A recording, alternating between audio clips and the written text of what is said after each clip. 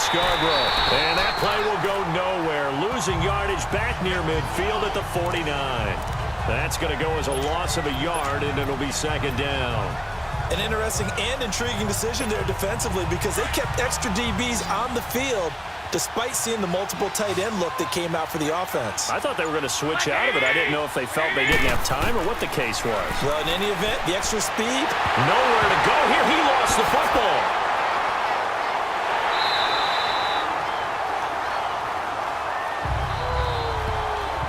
On plays like this where the ball comes free, it's often unusual for the team that lost it to get it back because this is a quarterback. The ball gets away from him. Everyone else is trying to execute what they're supposed to do on offense. They're usually looking in the other direction, downfield, or have moved away from him. In this case, though, a teammate is able to come up with the ball. Meanwhile, this one knocked down in the backfield. It's incomplete. And we're into the second half now, and this is an offense that continues to struggle to sustain a drive. Looks like they're just totally out of sync, whether they're running the ball, passing the ball like we saw there. I don't know. The rhythm seems off. This is taken at about the 14. Good coverage there. An even 50-yard punt leads to a return of 5. And out will come the offense as they take over. So now we look at the Redskins offense getting ready for their first possession of the second half. They have the lead here. Well, we talk a lot about pregame speeches. What are halftime speeches like? For the most part, not nearly as emotional. They're a lot more clinical. Every now and then, though, they'll get after you if they think they need to light a fire. But in this case, let's go into the virtual locker room because here's what I think happened.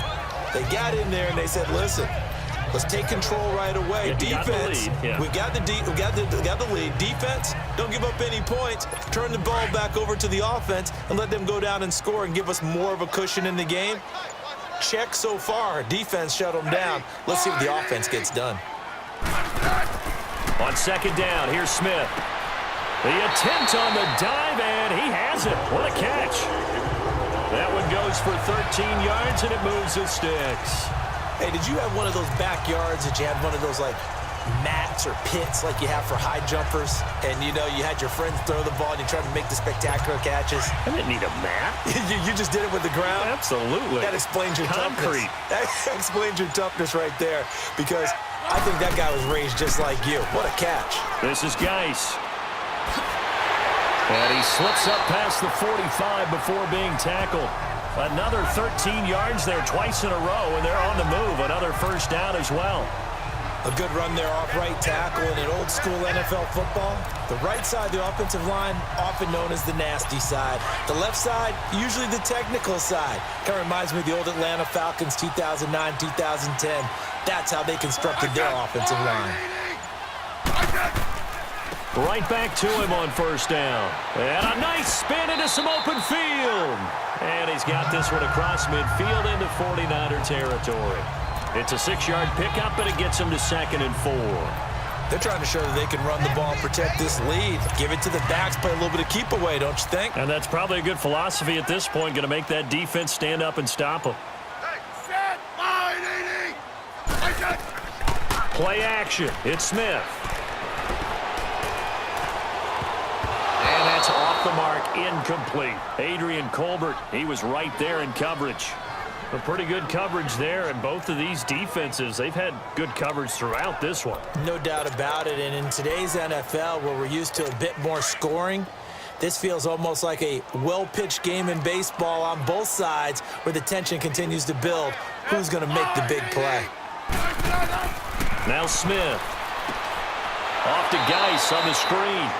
And that play will go nowhere. Losing yardage back near midfield at the 49. I love the intelligence the defense just showed there. Read their keys, saw the screen developing, ran to it, and smothered it. What a third down stop by them.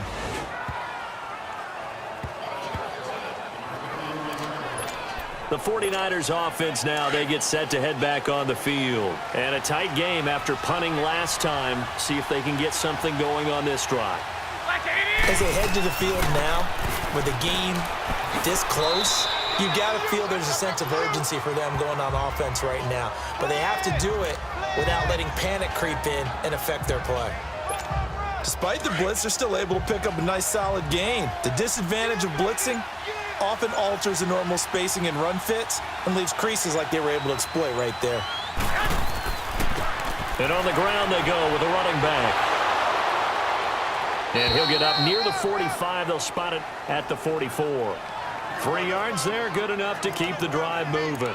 Now, they struggled to get him rolling on the ground in the first half, and that's sort of continuing here in the third quarter. Yeah, but I don't think it's time to abandon the running game. I would say keep feeding the horse, and I believe he'll eventually reward them, especially as we get deeper in the game. Here we go. Garoppolo now, first down throw. A quick throw, but incomplete.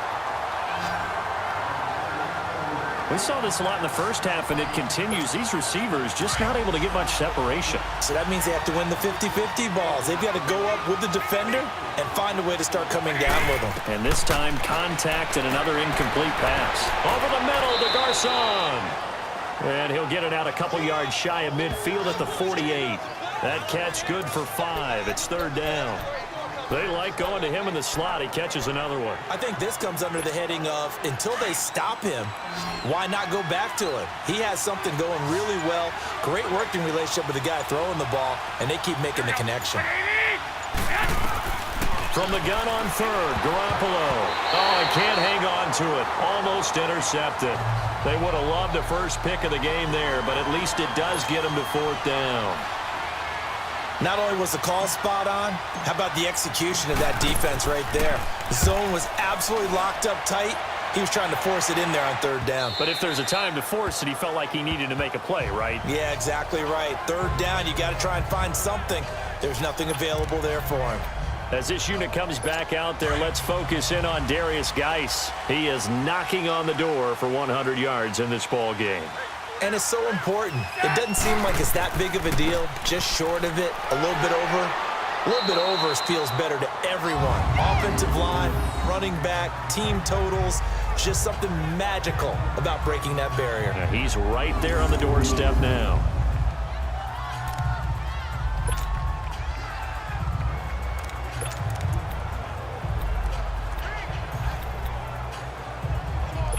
Operating from the 27 now. Here's 2nd and 3.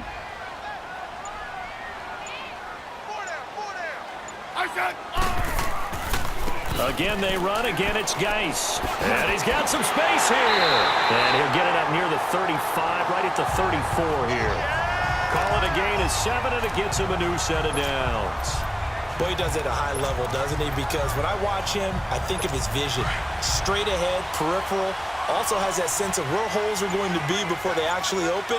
I think that helps set him apart from many of the other backs in the league. And they'll run it here. And the second wave of tacklers is going to get him as they stop him behind the line. It's a loss of a yard there, and now 2nd down. It was pretty evident in reading everything, hearing these guys talk, that this was a deal they wanted to get done. They know how valuable he is to this team.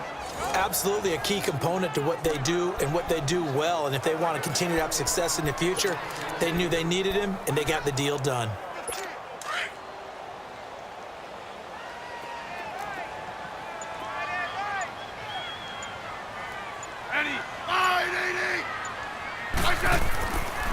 It's Geis on the counter. And hard running's going to get him over the 40 to the 42. They get 9 yards back on the run there, and they're left with a much more makeable 3rd and 2. On a 2nd and long, it's really nice to see an offense that has enough confidence to run the football in that situation. I think that goes back to their practice and game planning. They've seen things that they've seen on tape and in previous games that led them to believe that even in a long-distance situation, they can still run the football and gain enough yardage to put themselves in a good spot on 3rd down. 3rd down, here's Geis. And he'll be brought down, losing yardage back at the 40. And now time will be called here as we've got an injured Redskin down on the field.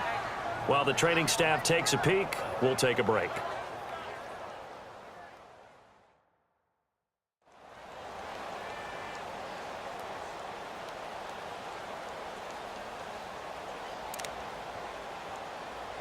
Here's Tressway now, as he'll punt it away for the 4th time today. He steps into this one, and this is a rocket. And not what he was hoping for there, as this will hit in the end zone for a touchback. And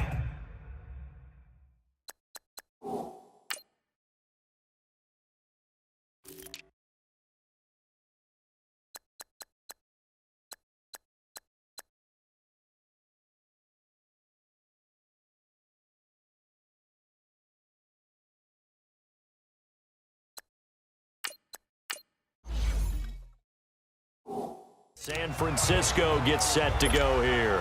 These guys had to punt their last possession, and that's become too familiar of a refrain. Too many of these drives just wound up going nowhere. Well, you know how in baseball, when the pitcher gets a base hit and he's on base, they bring his jacket out to him to keep him warm? A lot of times the punter goes to the sideline, puts on sweatpants or a wrap over his leg to keep it warm. He might need a massage from the trainer right now from all the work he's getting. Just a yard on the pickup there, and it'll bring up a 2nd and 9.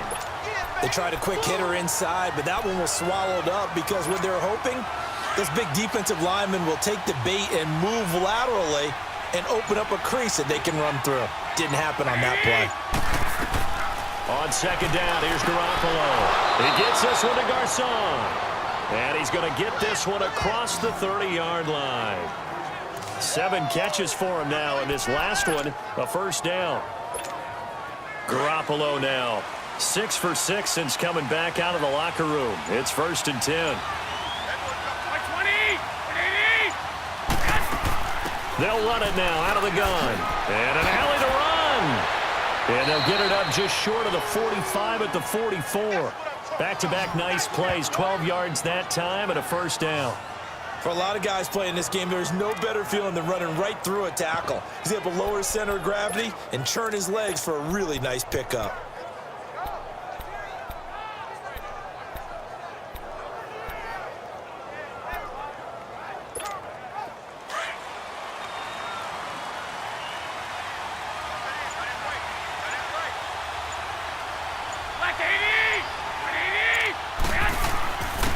And they'll go on the ground.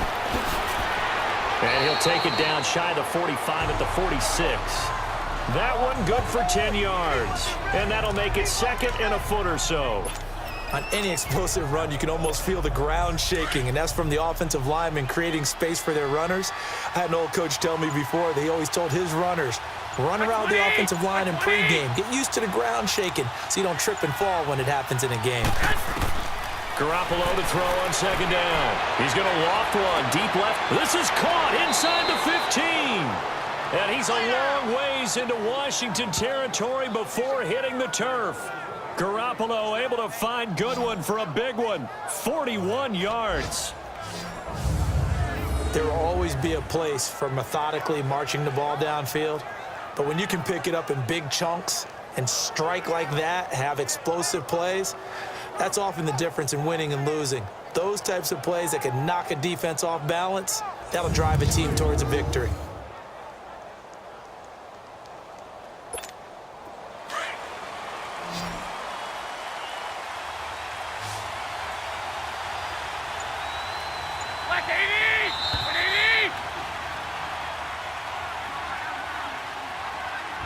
It'll be 1st and goal when we come back. We'll return with more after this break. You're watching the NFL on EA Sports. Back now at FedEx Field. It's 49er football, but some ground to cover. They find themselves behind as we hit the 4th and final quarter.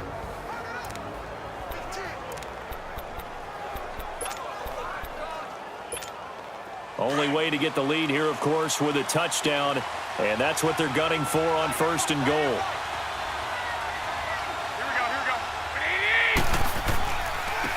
Now they try the right side here. And across the goal line, into the end zone, touchdown 49ers. A great play there. His first touchdown on the year. And the 49ers have moved out in front here in the 4th quarter. I wonder if he changed anything on his play sheet or they just executed better. Because they had 2 previous drives that ended in field goals. Before this one, they finally were able to put into the end zone. Well, whatever he did, speaking of the offensive coordinator, might be using that formula going forward. It worked there. Yeah, it worked very well. He and his field general in pretty good sync right now. They're starting to move the ball well. Gold able to tack on the extra point. And the decision to just kick the extra point winds up successful.